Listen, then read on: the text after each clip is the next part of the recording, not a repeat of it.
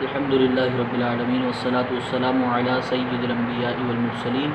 اما بعد فاعوذ باللہ من الشیطان الرجیم بسم اللہ الرحمن الرحیم والصلاة والسلام علیک یا رسول اللہ وعلی آلک واصحابک یا حبیب اللہ۔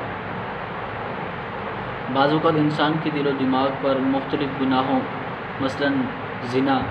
شراب نوشی، بد نگاہی، نامحرم عورتوں سے ہنسی مذاق،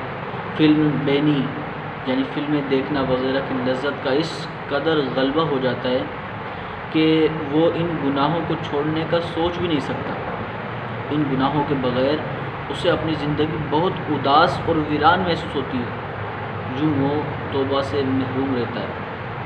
پیارے اسلامی بھائیوں، تو اس کا حل سنتے ہیں۔ چنانچہ اس قسم کی صورتحال سے دو چار شخص اس طرح سوچ و بچار کرے کہ جب میں زندگی کے مختصر ایام میں ان لذتوں کو نہیں چھوڑ سکتا تو مرنے کے بعد ہمیشہ ہمیشہ کے لیے لذتوں یعنی جنت کی نعمتوں سے محرومی کیسے گوارا کروں گا؟ جب میں صبر کی آزمائش برداشت نہیں کر سکتا تو نار جہنم کی تکلیف کس طرح برداشت کروں گا؟ ان گناہوں میں لذت یقیناً ہے، لیکن ان کا انجام طویل غم کا سبب ہے۔ جیسا کہ کسی بزرگ نے ارشاد فرمایا، کبھی لذت کی وجہ سے گناہ نہ کرو کہ لذت جاتی رہے گی لیکن گناہ تمہارے ذمے باقی رہ جائے گا، اور کبھی مشقت کی وجہ سے نیکی کو ترک نہ کرو کہ مشقت کا اثر تو ختم ہو جائے گا لیکن تمہارے نامہ اعمال میں وہ نیکی جو ہے محفوظ ہو جائے گی۔ انشاءاللہ عزوجل اس انداز سے غور و فکر کرنے کی برکت سے مذکورہ رکاوٹ دور ہو جائے گی اور توبہ کرنے میں کامیابی نصیب ہوگی۔ جب ایسا شخص نیکیوں کی وجہ سے حاصل ہونے والے سکون قلب کو ملاحظہ کرے گا تو گناہوں کی لذت کو بھول جائے گا۔ جیسا کہ ایک شخص جسے دال بڑی پسند تھی اور وہ کسی دوسرے کھانے حتیٰ کہ گوشت کو بھی خاطر میں نہ لاتا تھا، اس کا دوست اسے مرغی